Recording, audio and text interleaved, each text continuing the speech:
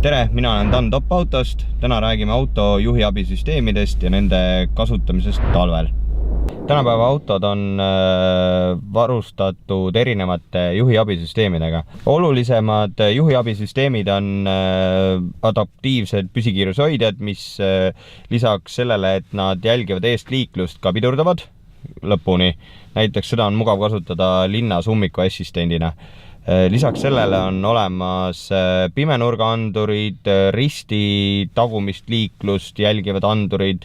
Sellel Hyundail näiteks tuvastab ka see ära liikuva jalakäija, et parkimiskohal manööverdades ei juhtuks seda, et kellelegi otsa tagurdate. Lisaks on olemas veel automaatsed kaugtuled, automaatsed kojamehed, rajahoidjad, mis ise ka rooli keeravad, ehk siis suur hulk lisavarustust, mis kasvatavad ohutust ja mugavust. Sellega kaasnevad ka muidugi riskid. Juht endiselt juhib autot, et võib juhtuda nii, et kahjuks need tänapäeva andurid veel valgusfoori tulesid ei jälgi. Ehk siis see, et kui te sõidate linnas adaptiivse püsikiirushoidjaga, siis tuleb ikkagi fooritulesid ise jälgida, et muidu auto läheb nagu haagitud ees oleva auto järgi.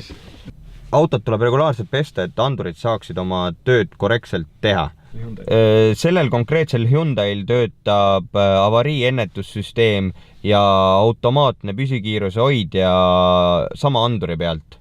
Ehk siis, kui ei tööta adaptiivne püsikiiruse hoidja, on rivist väljas, ei tööta ka automaatne hädapidurdus. Lisaks sellele ei oska auto juhi abisüsteemid veel hinnata teekatte libedust, et eriti talvel ei tohiks juht nendele süsteemidele liiga palju loota.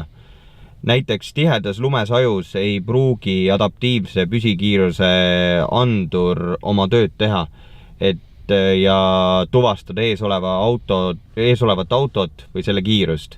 Ehk siis ikkagi juht peaks ise veenduma selles, et süsteem töötab.